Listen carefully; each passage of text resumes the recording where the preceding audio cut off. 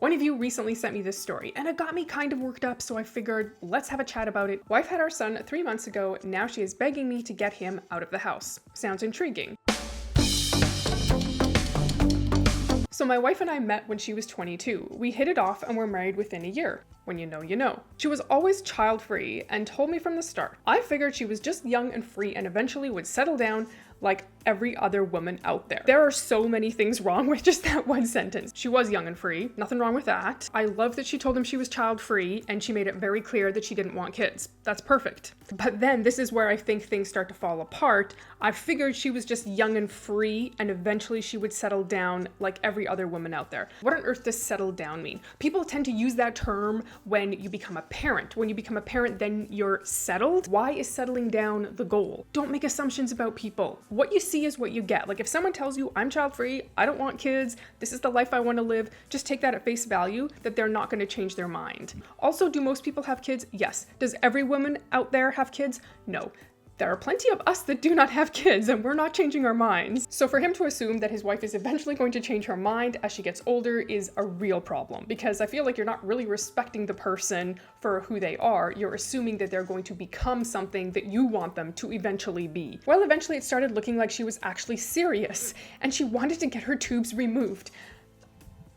I think he just started to finally realize that she wasn't going to change her mind because she told him she didn't want kids. That's actually what she meant, and he has somehow assumed that that's really not what she meant, even though that's what she said.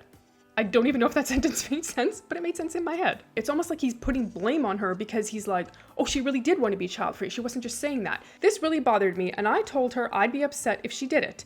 Eventually, I managed to get her to agree to have 1 kid.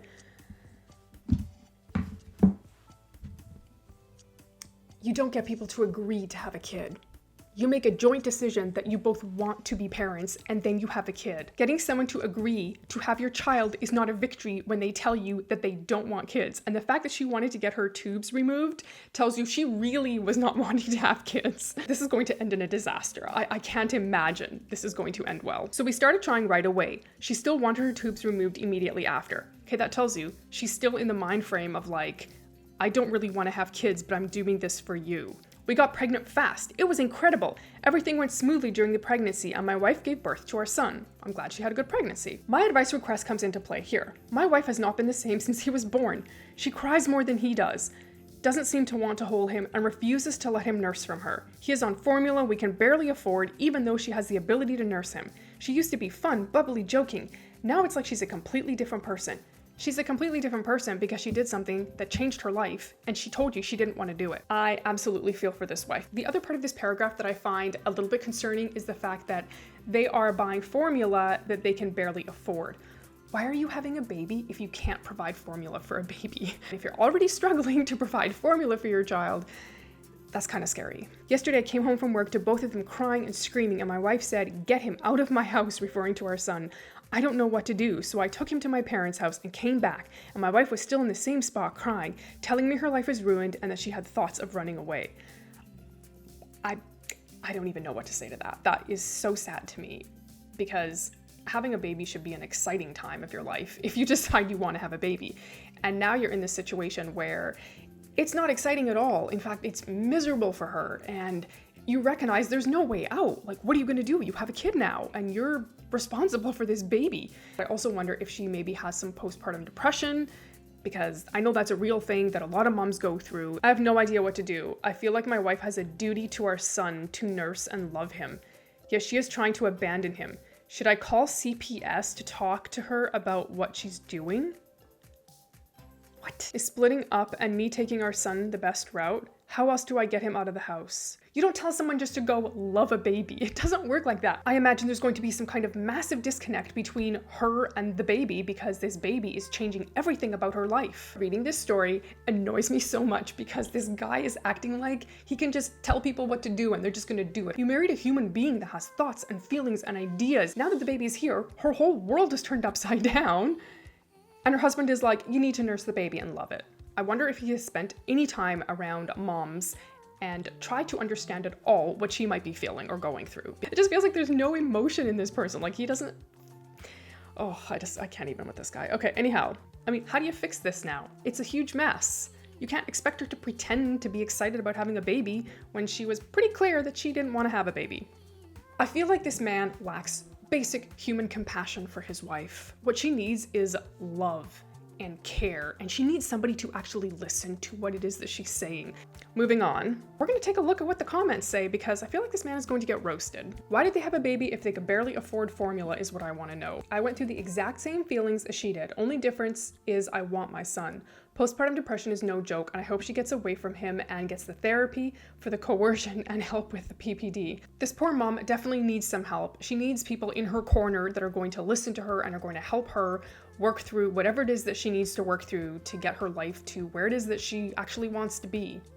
I was in shock after reading this, and that makes two of us. As someone who is 4 weeks postpartum, I could never imagine doing this if I didn't want to. And the whole "it's her obligation to nurse him" just made me so sick. It's so clear he has no idea how involved it is. Exactly. Some of my friends have told me horror stories about them trying to nurse. They wanted to and they couldn't. And that's not a woman's fault. That doesn't mean she just needs to snap out of it and get to it. She's not a freaking machine. This is just another example of a man not knowing, caring, or understanding how much pregnancy and birth affects women, and probably fine leaving her with the majority of the mental and physical load of a baby. Yeah. Yikes, dude. Don't assume people will grow out of being child-free. You can't compromise on a child. Exactly. Don't assume. Don't assume. Don't assume. I'm inclined to say that putting the baby up for adoption would be best for the child. That is maybe a very viable option, because obviously mom is not in a place where she can take care of the baby, and I wouldn't trust this guy to raise a baby, personally. That's just me. I mean, I don't know him. I'm making a lot of judgments about him, but this story speaks volumes. And he's the one actually writing this story. I mean, he's not making himself look very good. You married a person who told you point blank that they didn't want to have a baby, several times. You nagged her and she relented to shut you up. She didn't change your mind. You coerced her into doing something she didn't want to make you happy. Exactly.